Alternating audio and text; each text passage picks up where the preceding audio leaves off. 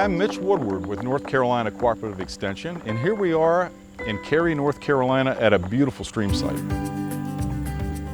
And by beautiful, what I mean is nice stable banks, native vegetation, big overstory with trees to help to protect this area from rainfall and stormwater. And speaking of stormwater, if you have a stream on your property like this one, and maybe you're seeing some erosion, maybe some banks are unstable, you're losing trees or losing vegetation, we want to show you how to fix that and protect water quality in your property.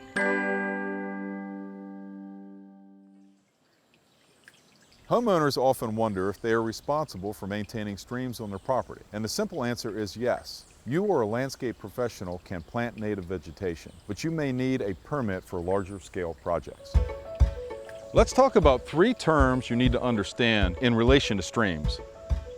Stream, bank, and buffer.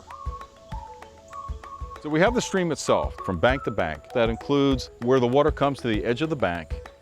Then we have the top of bank here where we see some smaller plants growing. We see lots of roots. Now the buffer would be the big area that we see here with the major trees, goes up several hundred feet in this direction, and this just adds more stability to this whole area. This is what we want. This is a good thing because say we get a 2 or 3 or 4 inch storm, the water is going to be higher here, and it's going to do little damage in an environment like this because we have this stability provided by these plants and all these roots. So what are some of the things to look for if you think you might have a problem along your stream?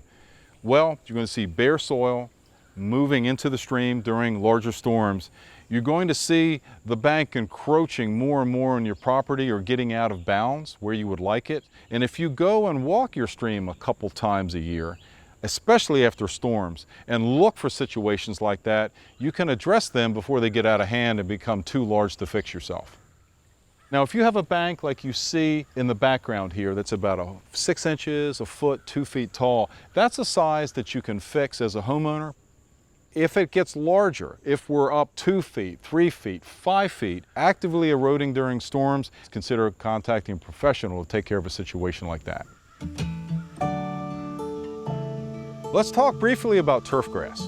If you have turf grass growing up to the edge of your stream, it's not the best situation because turf grass is more shallowly rooted than these native plants. And if we get a large storm event, it can actually take that bank out and wash that downstream. We want to encourage deep-rooted perennial plants and native plants along this edge.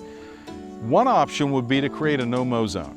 Go out 3, 5, 10 feet from the edge of the bank, don't mow that, install some natives, plant some natives along that, and encourage growth in that area. A lot more stable, a lot less sediment being sent downstream, and so water quality improves, and also property values. Of course, it's going to be very attractive to have a nice stable stream bank like this in your backyard as compared to a muddy, eroding, kind of an unstable mess.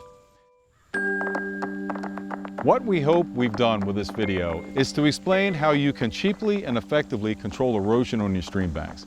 Get outside and walk around your stream, maybe even in the rain if you like. You can see how the water's flowing, see how stable the stream banks are. The point is we want you to look for problem areas that you can address yourself or have a professional address early before they become big problems that are going to be harder to fix. I hope you've learned something. We really appreciate you watching. To learn about this or other landscaping projects, go to townofcary.org/reinitin.